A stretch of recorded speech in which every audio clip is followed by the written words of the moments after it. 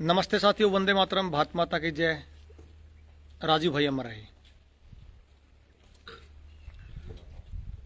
साथियों, निवेदन एक बार आपसे कि जो साथी जुड़े एक बार इसको वीडियो को कुछ ग्रुपों में जरूर भेज दे, ताकि हम इस पर चर्चा कर सकें कि ये मामला है क्या, क्यों ऐसा सरकार कर रही है और सरकार को इससे क्या फ़ायदा होने वाला है और इसका न्यू वर्ल्ड ऑर्डर से क्या संबंध है।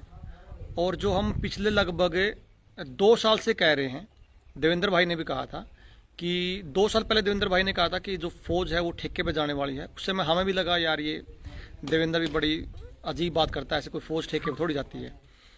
लेकिन जब इस पूरे न्यू वर्ल्ड ऑर्डर को समझा और जब सारी बात जो निकल के आ रही है कि जो प्रधानमंत्री कह चुका है कि हम न्यू वर्ल्ड ऑर्डर में जा रहे हैं, और न्यू वर्ल्ड ऑर्डर का जो मतलब जो समझ में आ रहा है कि जो पूरी दुनिया की पॉलिसी है वो दुनिया के कुछ लोग ही बनाते हैं, और उसी पॉलिसी में ये जो फौज का कानून है, जो फौज की जो चीज़ है ये बन रही है, इसमें मुझे कोई दो राय नहीं लगती। साथियों, एक बार इसको जो भी साथी सुने, एक बार इसको निवेदन एक बार ग्रुपों में जरूर भेज दे, क्योंकि इस वीडियो पे 2 स्ट्राइक आ चुके हैं इस पे पेज पे, और तीसरी स्ट्राइक आएगी तो पेज बंद हो जाएगा। फिर भी मैं रिस्क लेके इस पेज पे लाइव आया हूँ और आपसे निवेदन, इस पे कुछ साथियों को जोड़ लीजिए। साथियों, इस पे मेरे कुछ सवाल हैं सरकार से, और हमें सरकार से सवाल भी कुछ पूछने पड़ेंगे।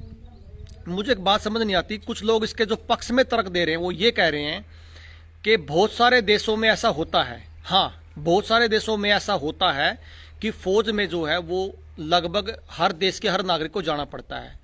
लेकिन आप ये ध्यान करना कि उस देश के नागरिकों की परिस्थिति और हमारे देश के नागरिकों की परिस्थिति बिल्कुल अलग है। कोई साथी अगर इजराइल का उदाहरण देता है तो उसको ये बात समझनी पड़ेगी कि इजराइल में जनसंख्या बहुत ज़्यादा कम है, इसलिए वहाँ पे ज़रूरी मैंडेटरी है। भारत में इतनी जनसंख्या है कि भारत की और उनकी जो परिस्थिति है वो बिल्कुल ही अलग है। हमें ऐसे कोई भी किसी प्रावधान की ज़रूरत नहीं है। फिर भी मैं एक बात कहना चाहता हूँ, मैं ये जो अभी जो ये कानून या जो अभी ये पॉलिसी लेके आए हैं, मैं एक बात पे इस पॉलिसी में सहमत हो सकता हूं। अगर सरकार ये कहे कि जितने भी 18 से 21 साल के साथी बेरोजगार हैं, हम सबको 4 साल के लिए फौज में ले रहे हैं जिसकी इच्छा है, तो मैं इस पॉलिसी का समर्थन करता हूं। अगर ये भी वही आप लोग 2 लाख को 4 लाख को बुलाओगे और आपको जो भर्ती करना है वही 2% भर्ती करनी है, तो ये इस तरह का लॉलीपॉप का कोई मतलब नहीं है। क्योंकि साथी, एक युवा को फौज की तैयारी करने में 3 से 4 वर्ष का समय लग जाता है, उसका जो पीक टाइम है वो निकल जाता है।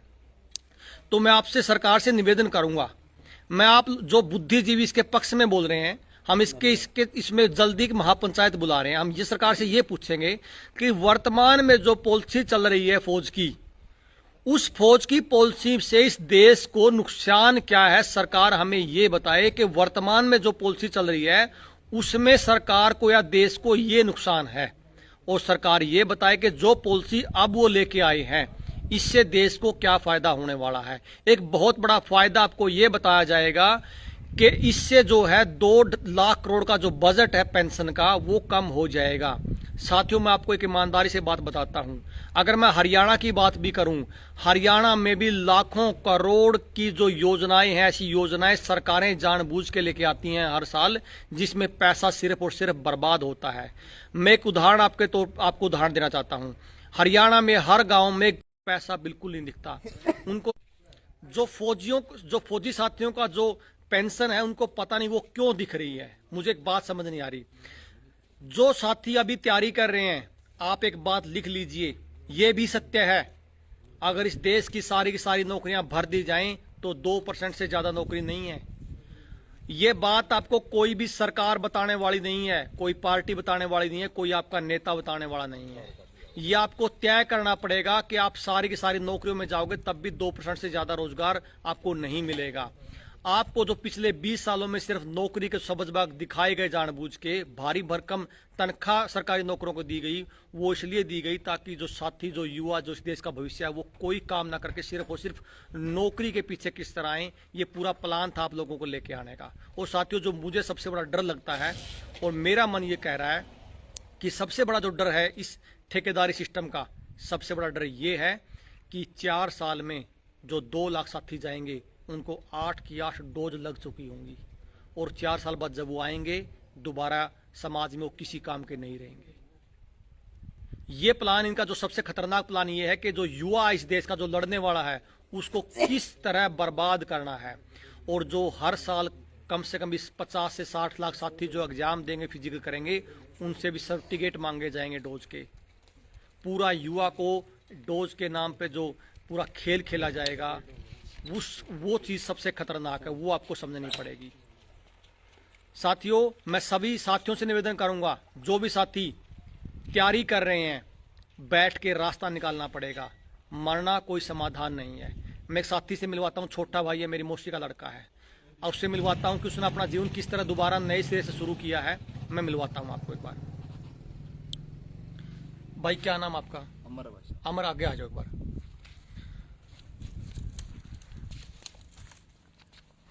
अमर, कितनी उम्र भाई आपकी?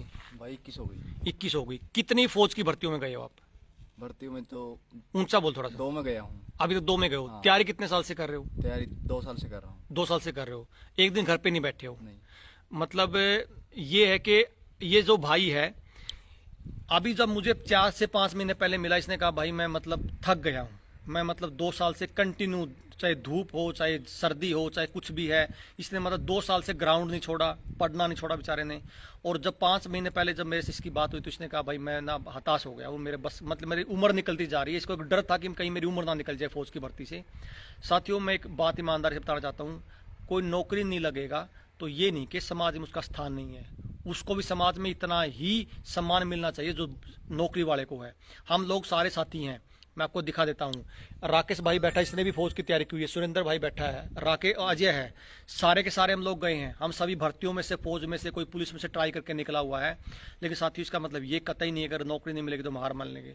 हमने एक छोटी सी यहाँ पे पंचगव्य विभाग केंद्र बनाया हुआ है। हम सारे साथी आपस में मिलकर यहाँ पे मतलब अपने उत्पाद बनाते हैं और बेचते हैं। और मतलब जो भी हमसे मतलब एक जीविका के लिए हम अपना साधन है वो हमने यहाँ पे अपने आप से एक मॉडल तैयार किया है। जैविक खेती का है, गाय का, गौशाला का, पंचगव्य का है। हम सारे भाई उसमें मिलकर काम करते हैं।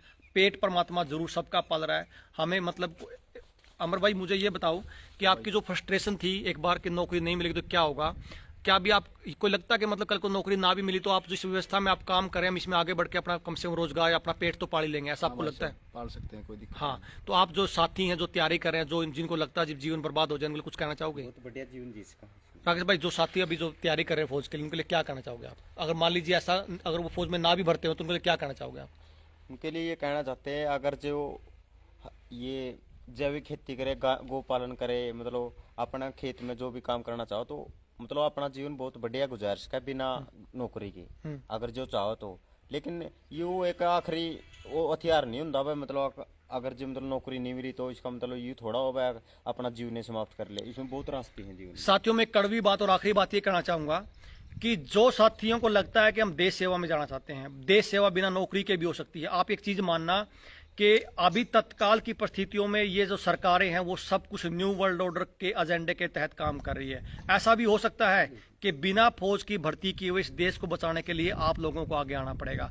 अगर भगत सिंह चाहता तो वो भी अंग्रेजों की आके नौकरी कर सकता था, लेकिन इसका मतलब ये कतई नहीं है कि वो फौज की नौकरी में नहीं गया तो क्या उसने देश के लिए काम नहीं किया। तो साथियों, इस देश को बचाने के लिए, इन चोर लुटेरे डकैतों से बचाने के लिए हमें एक जो फौजी के तौर पे हमें काम करना पड़ेगा। इस सरकारों को मुंह तोड़ जवाब जो देना पड़ेगा, उसके लिए भी आपको तैयारी करनी पड़ेगी। सिर्फ पैसे के लिए हम तो साथियों, आखिरी अपील जो आपसे है, नेटवर्क की समस्या यहाँ पे, आखिरी अपील ये है कि आप लोग तैयार रहिए।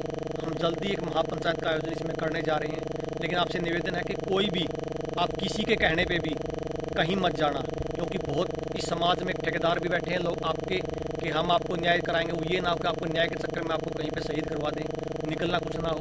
आप पेशेंस रखिए, कोई समझ के बूझ के लंबे आंदोलन की तैयारी हमें करनी पड़ेगी, और लंबा आंदोलन ताकि हम विजयी हो सकें, हम मतलब हार के घर पे ना आए। ऐसे किसी आंदोलन की हमें तैयारी करनी पड़ेगी, सरकार को मुंह तोड़ जवाब देना पड़ेगा। उसके लिए हम जल्दी कोई महापंचायत का आयोजन कर रहे हैं और आप सबसे मिलकर बैठ के चर्चा करके कोई निर्णय लेंगे। तब तक निवेदन है साथियों से, भाइयों से, छोटे भाइयों से कि मतलब पेशेंस रखिए, धीरज रखिए। लड़ाई जो भी है वो कभी भी जल्दबाजी में कोई लड़ाई नहीं जीती जाती, धैर्य से लड़ाई जीती जाती है। तो साथियों, वंदे मातरम, भारत माता की जय, जय गौ माता।